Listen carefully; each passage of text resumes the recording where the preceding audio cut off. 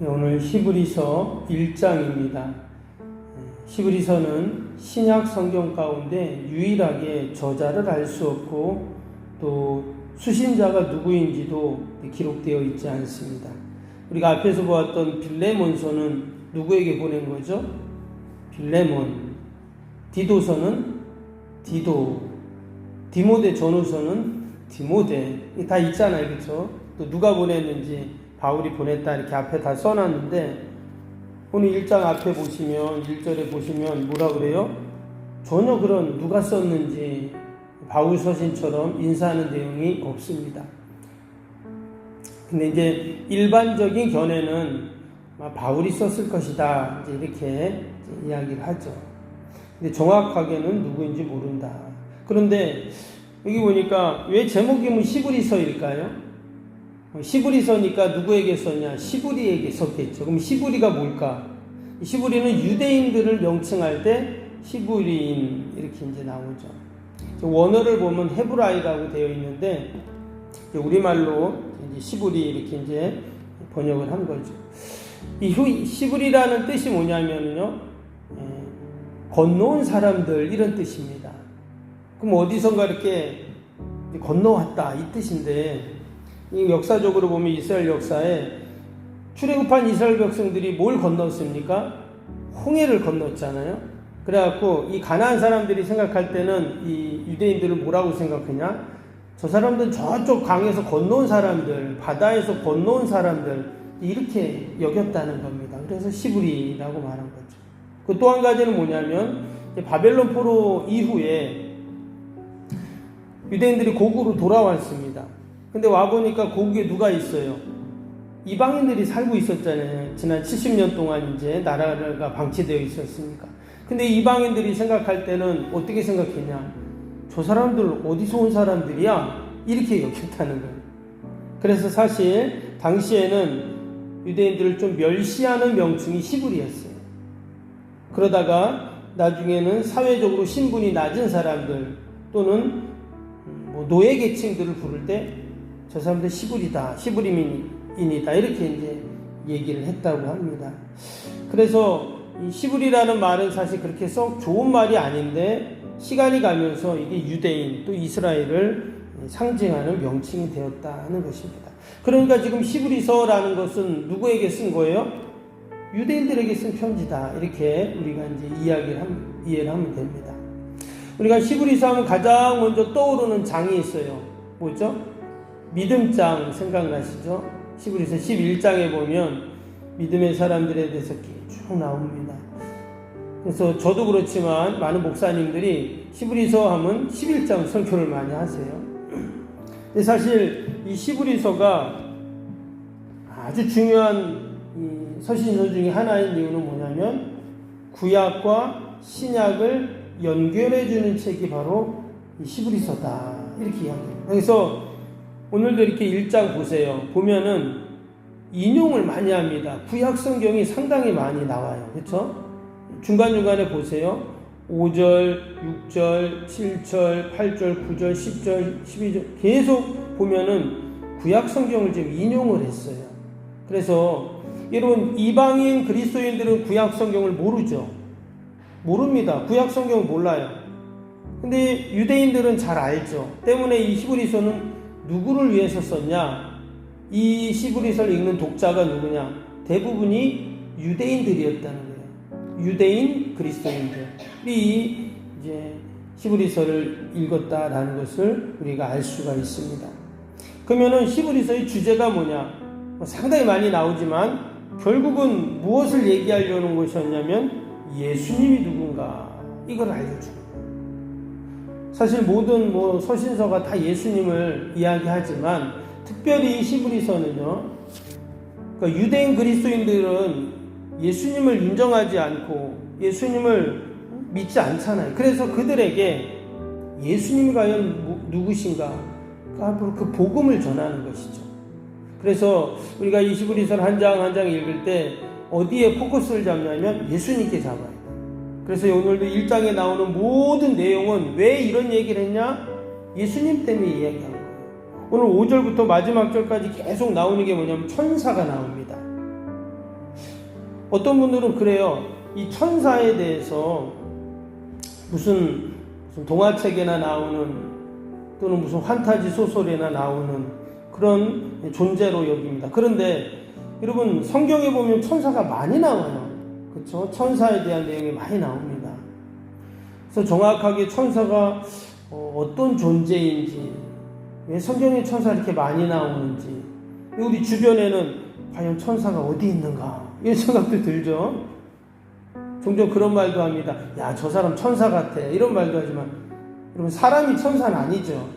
천사는 천사라는 영적인 존재가 따로 있는 겁니다. 그럼 과연 왜 여기서 천사를 이야기했을까? 말씀드린 것처럼 예수님을 얘기하기 위해서라 그랬죠. 그래서 이 히브리서는 처음부터 마지막까지 예수님이 누구신가라는 내용을 선포하고 교훈하고 선포하고 교훈, 계속 그런 내용이 나오게 됩니다. 우리도 예수님이 누구이신지 우리가 알아야 하죠. 그리고 예수님을 알면 알수록 우리를 향하신 그 사랑을 깨닫게 되고 또 풍성한 은혜를 우리가 누리게 되는 줄로 믿습니다. 먼저 1절에서 3절까지 그리고 이제 4절에서 마지막 절까지의 내용으로 두 개로 이제 나눌 수가 있는데, 먼저 1절에서 3절까지의 내용이 뭔가 1절 다시 한번 봅니다.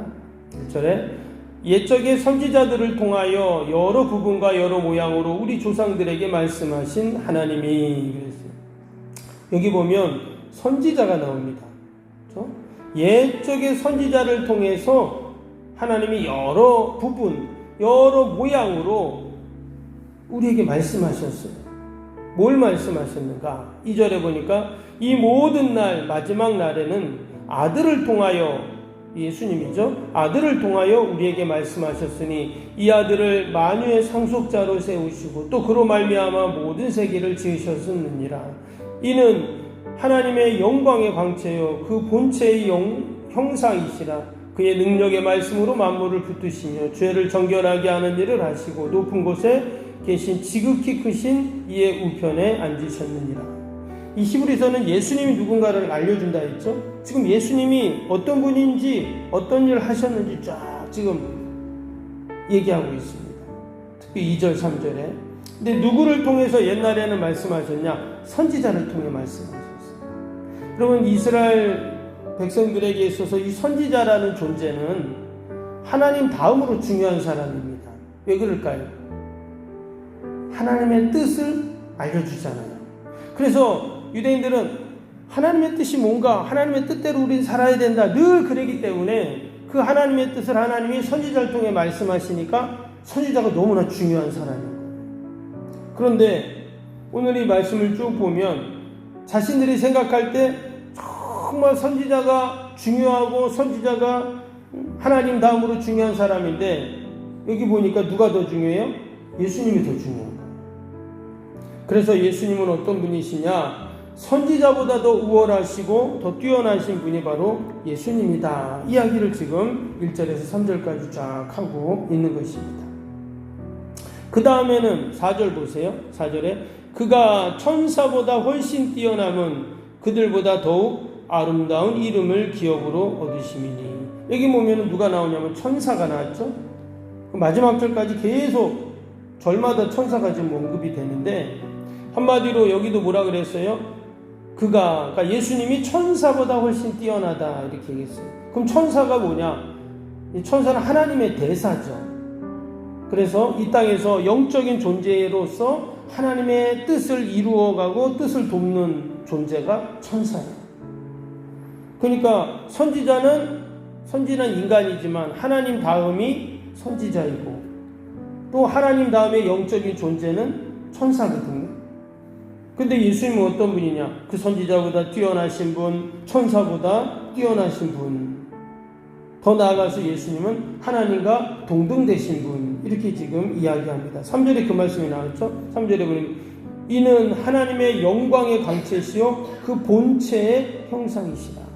바로 예수님이 하나님의 본체의 형상이다. 히브리서 2장에도 나오는 말씀처럼 그는 근본 하나님의 본체시나 그랬죠.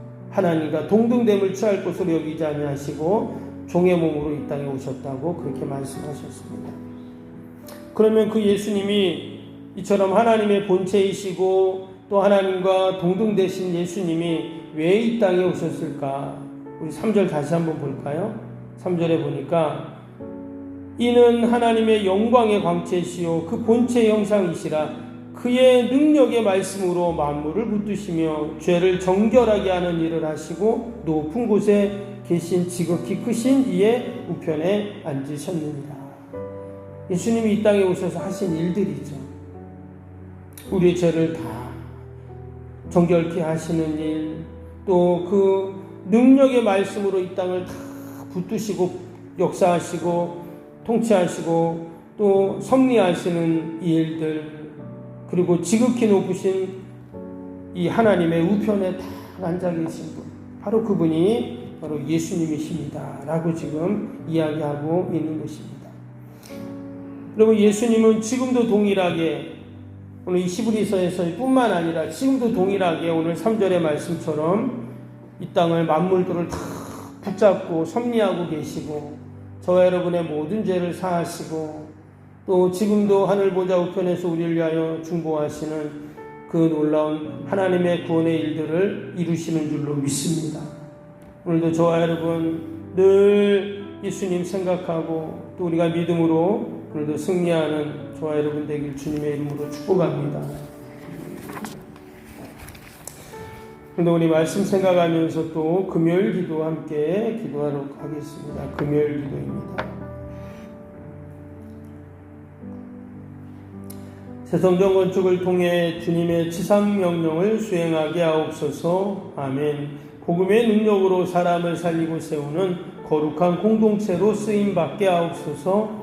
아멘. 선교 구제 봉사 섬김이 새로운 공간을 통해 역동적으로 펼쳐지게 하옵소서. 아멘. 사도행전을 꿈꾸고 이루는 위대한 교회로 세워지고 쓰임받게 하옵소서.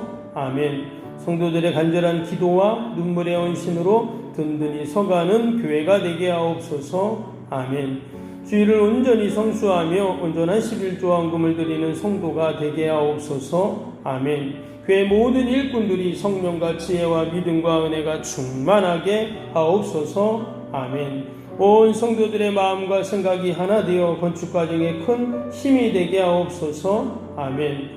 온 성도들이 교회에 대한 사랑과 긍지로 새 성전 건축을 이루어가게 하옵소서. 아멘. 분열의 약한 영이 틈타지 않게 하시고 건축하는 과정 가운데 실족하는 사람이 한 명도 없게 하옵소서. 아멘. 새 성전을 통해 하나님의 기적 같은 사역이 펼쳐지게 하옵소서.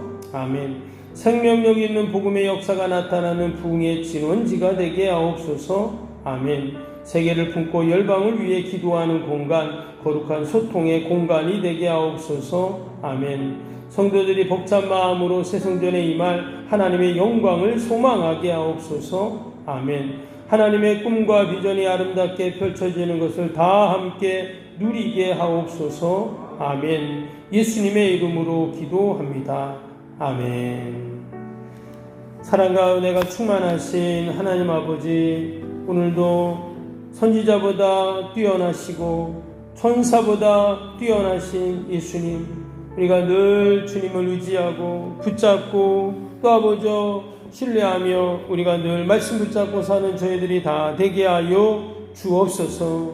오늘도 만물을 붙잡으시고 우리의 죄를 정결케 하시며 지극히 높으신 이의 곳에 우편에 앉아 계신 예수님, 우리가 오늘도 예수님 이름 부르며 오늘도 아버지 믿음으로 승리하는 복된 하루 되게 하여 주옵소서.